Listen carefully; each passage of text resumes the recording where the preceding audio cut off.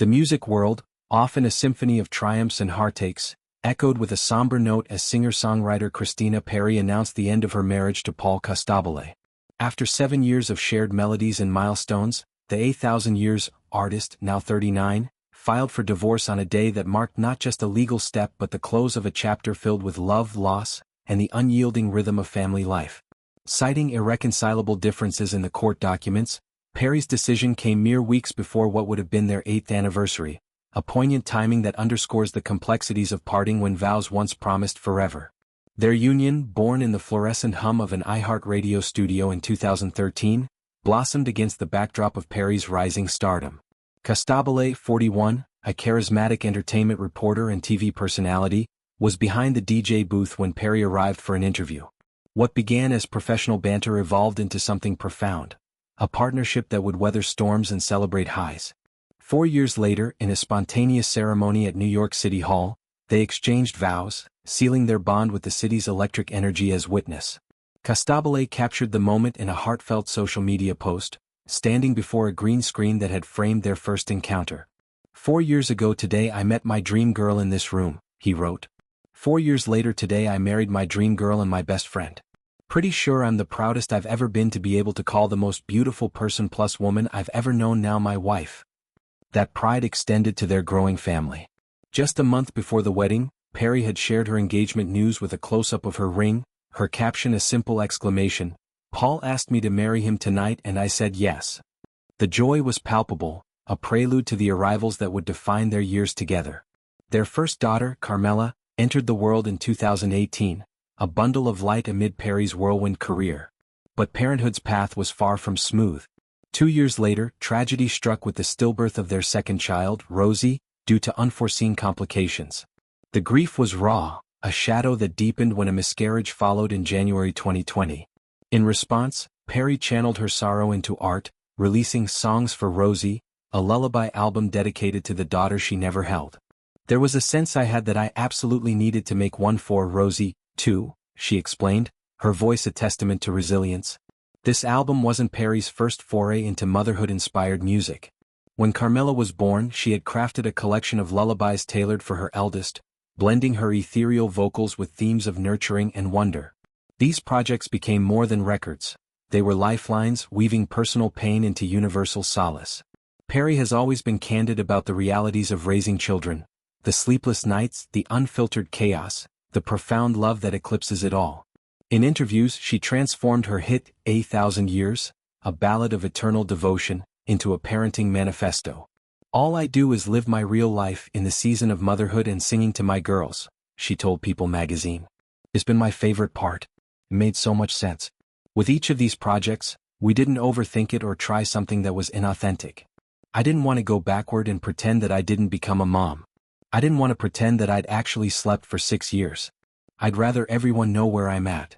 Her audience, many of whom had grown alongside her since her 2010 breakout with Jar of Hearts, appreciated this transparency. "Because the audience has grown up with me, people have followed along," Perri reflected. "Their lives are legit following the same timeline and are on the same trajectory as mine. It feels like such a sweet spot in music and creativity and I'm really grateful for it." This connection fostered a loyal fan base, one that viewed Perri not just as a pop sensation but as a mirror to their own evolving stories. Marriages tested, families forged, hearts mended through melody. Now, with daughters Carmela, 7, and Pixie, 3 at the forefront of her priorities, Perri seeks joint custody in the divorce proceedings.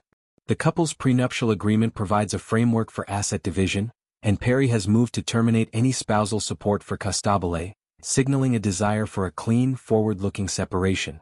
The date of separation is listed as the filing day itself, a detail that hints at a decision reached after careful contemplation rather than sudden rupture. Yet, the end of this marriage invites reflection on the pressures that fame and family exert. Perri's career, marked by Twilight soundtrack fame and arena tours, demanded a nomadic lifestyle, while Costabile's media roles kept him in the public eye. Balancing these with parenting 2 young girls, especially after profound losses, must have been a delicate act. Perri's openness about Pixie's spirited personality offers a glimpse into their home life.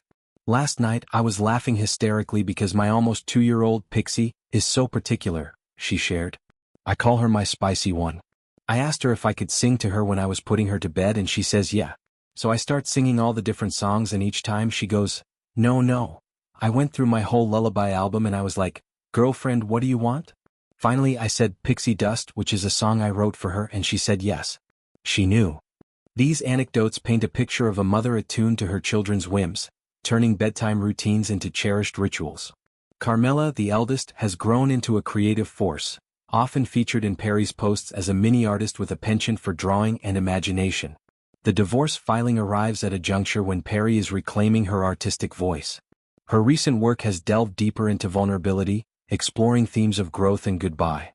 8,000 Years, once a wedding staple, now resonates with layered meanings, of love's endurance and its inevitable shifts. Fans speculate that new music may emerge from this chapter, much like Songs for Rosie, A Rose from Grief. Costabile too has carved his path in entertainment, his DJ sets and reporting gigs blending humor with insight. Their shared history in the iHeartRadio world, where sparks flew amid microphones and playlists, adds a poetic irony to their parting. In the landscape of celebrity splits, Perri's approach stands out for its restraint.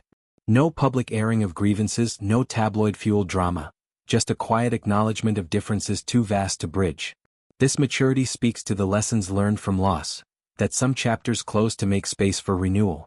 For Carmela and Pixie, the focus remains on stability, joint custody ensuring both parents' involvement in school runs, piano lessons, and those all-important bedtime songs.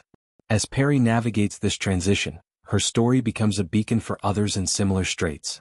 Motherhood, she has shown, isn't a pause in ambition but a harmony alongside it.